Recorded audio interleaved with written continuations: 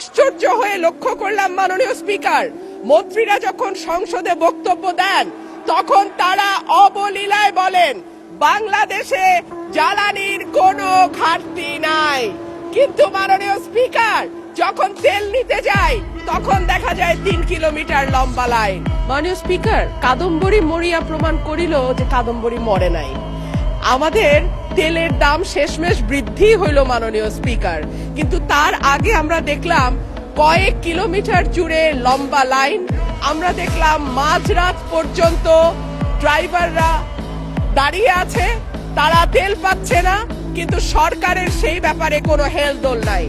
আশ্চর্য হয়ে লক্ষ্য করলাম মাননীয় স্পিকার, মন্ত্রীরা যখন সংসদে বক্তব্য দেন তখন তারা অবলীলায় বলেন বাংলাদেশে জ্বালানির কোনো ঘাটতি নাই, কিন্তু মাননীয় স্পিকার যখন তেল নিতে যায় তখন দেখা যায় 3 কিলোমিটার লম্বা লাইন।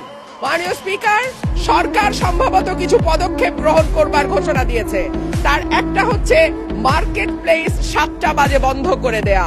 চমৎকার সিদ্ধান্ত মাননীয় স্পিকার, তবে মনে রাখতে হবে কেনা কাটা বা শপিং যেটুকু হয় সেটুকু সন্ধ্যার পরেই হয়, তার আগে হয় না। 2 হইল অফিস আদালতের সময় বলে পরিবর্তন করবে।